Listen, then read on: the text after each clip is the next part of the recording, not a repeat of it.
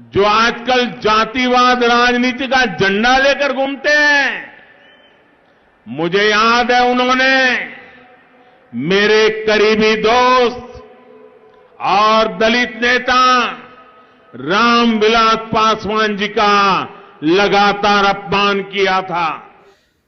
तेलंगाना की एक सभा से देश के प्रधानमंत्री नरेंद्र मोदी ने नीतीश कुमार पर निशाना साधा है और उसमें उन बातों को याद दिलाए हैं कि किस प्रकार से रामविलास पासवान को राज्यसभा भेजने में आनाकानी कर रहे थे नीतीश कुमार।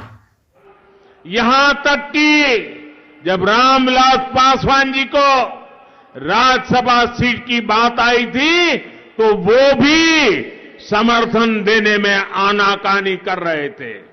मैंने रामविलास पासवान जी के बेटे चिराग पासवान में इस दुख को हमेशा महसूस किया है।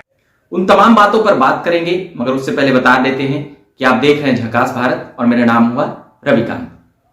आज दीपावली है, आप सभी को हैप्पी दीपावली, सभी को हार्दिक बधाई और शुभकामनाएं।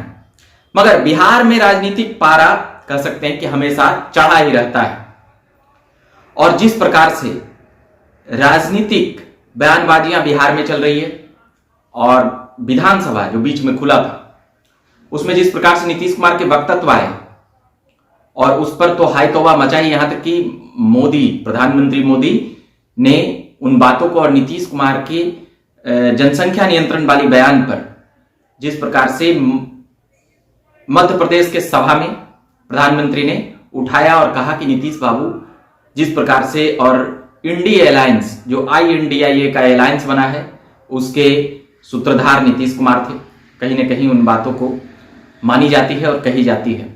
तो उस पर सीधे तौर पर निशाना साधे थे कि ये महिलाओं के प्रति क्या नजरिया है और महिलाओं को कितना सम्मान करते हैं, उन तमाम बातों को कह रहे थे। मगर तेलंगाना के जिस प्रकार सभा में नरेंद्र मोदी ने रामविलास पासवान के राज्यसभा भेजे जाने, यानी कि यह बात 2009 लोकसभा की है जब वो हार जाते हैं। उस समय यहां पर ऐतिहासिक सीट उनकी रही थी हाजीपुर, वहां से रामविलास पासवान हार जाते तो राज्यसभा भेजे जाने की बात आती है और राज्यसभा भेजे तो जाते हैं मगर उसमें कई पार्टियों का समर्थन, यहां पर कई विधायकों का समर्थन यहां पर लेना पड़ता है। उस वक्त लालू प्रसाद यादव की पार्टी उनके समर्थन में थी और भी कांग्रेस के भी विधायक, तो उस समय उनकी लोक जनशक्ति पार्टी के विधायक इतने नहीं थे कि उन तमाम चीजों से जोड़ जाड़ करके वहां राज्यसभा भेज दिया। तो अलग अलग पार्टियों, घटक दलों ने समर्थन किया था रामविलास के पासवान के कद को देखते हुए। जितने बड़े रामविलास पासवान नेता रहे हैं, लगभग आधी सदी का उनका विधायकी और लोकसभा का कार्यकाल रहा है, तो उन तमाम चीजों को देखते हुए कई पार्टी और कई नेताओं ने समर्थन दिया था। मगर नीतीश कुमार के लिए कहा जाता है कि वह आनाकानी कर रहे थे। ये बातें प्रधानमंत्री नरेंद्र मोदी ने जब कही तो कई बातें कह सकते हैं कि वहां पर सुर्खियों का रूप लेने लगी और उसमें चिराग पासवान का भी नाम लिया और कहा कि वह दर्द उनके पुत्र में चिराग पासवान में था।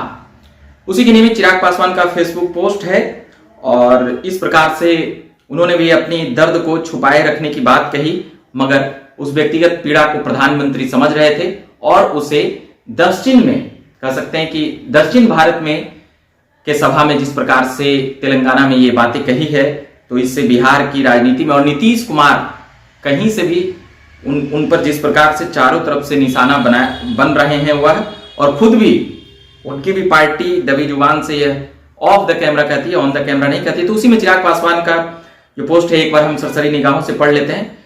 कुछ लोग कई बार मुझसे सवाल करते हैं कि 2020 में आपने एनडीए से अलग चुनाव लड़ने का निर्णय क्यों लिया। इसके दो कारण थे। पहला, मुझे तब भी यकीन था कि मुख्यमंत्री नीतीश कुमार जी के नेतृत्व में बिहार का विकास संभव नहीं था, और दूसरा ये कि जिस तरह से नीतीश कुमार जी ने मेरे पिताजी का अपमान किया था उसे कोई पुत्र सह नहीं सकता था। मैं उस व्यक्तिगत पीड़ा को अपने अंदर ही समेटे रखना चाहता था, लेकिन तेलंगाना में आदरणीय प्रधानमंत्री नरेंद्र मोदी जी ने इस बात का जिक्र मंच से किया तो मुझे लगता है कि मैं साथियों के उस प्रश्न का जवाब अब देने की स्थिति में हूं।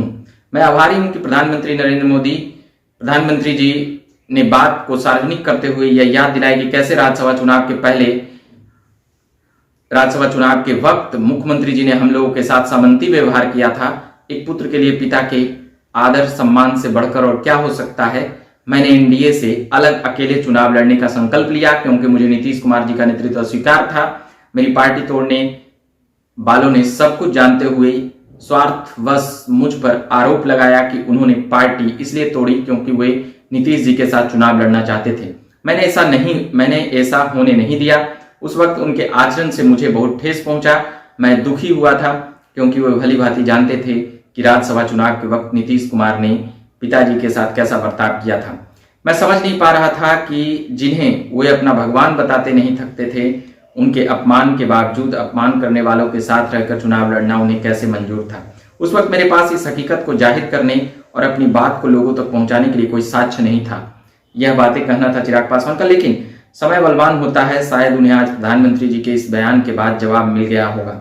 मुझे गर्व है कि मैंने किसी मंत्री पद के लालच में अपने पिता के सम्मान से कोई समझौता नहीं किया। यह नरेंद्र मोदी के स्पीच के बाद चिराग पासवान का यह वक्तव्य है और उन्होंने उस पीड़ा को, यानी कि जो राज्यसभा जाने की बात थी, एक बार नीतीश कुमार भी 2020 विधानसभा के वक्त भी ये कहते हुए नजर आए थे कि हम लोगों ने किस प्रकार से राज्यसभा उन्हें भेजा था। उन जवाबों पर कई बार राजनीतिक टिप्पणियां आ चुकी है और लोजपा रामविलास की तरफ से भी आ चुकी है कि क्या क्या समीकरण था और क्या क्या नहीं। मगर प्रधानमंत्री नरेंद्र मोदी जब बोले तो कहीं ना कहीं चिराग पासवान को यह बल मिला और उन्होंने इन बातों को लेकर अब एक साक्ष्य के तौर पर इसे चिराग पासवान देख रहे हैं। बाकी राजनीतिक सरगर्मियां बिहार में ऐसे ही तेज रहती है बाकी सभी जगहों से, और यहाँ पर जिस प्रकार से जो यहाँ के मुख्यमंत्री हैं नीतीश कुमार, उनका वक्तव्य जिस प्रकार से प्रत्येक दिन आ रहा है, जिस प्रकार से जीतन राम मांझी को भी उन्होंने टारगेट किया, वह भी एक चिंतनीय स्थिति पैदा करती है कि एक सम्माननीय नेता को आखिर किस प्रकार ऐसे बोल सकते हैं। इन तमाम बातों को हम लगातार लाते रहते हैं, मगर अभी के लिए फिलहाल इतना ही कहेंगे कि आप बने रहिए झकास भारत के साथ। हमारा प्रयास रहता है कि हम लगातार खबरें लाते रहें। मेरा नाम रविकांत हुआ, धन्यवाद।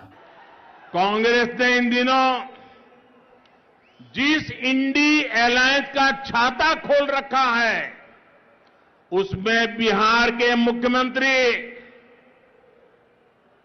जो आजकल जातिवाद राजनीति का झंडा लेकर घूमते हैं, मुझे याद है उन्होंने मेरे करीबी दोस्त और दलित नेता रामविलास पासवान जी का लगातार अपमान किया था। यहां तक कि जब रामविलास पासवान जी को राज्यसभा सीट की बात आई थी तो वो भी समर्थन देने में आनाकानी कर रहे थे। मैंने रामविलास पासवान जी के बेटे चिराग पासवान में इस दुख को हमेशा महसूस किया है।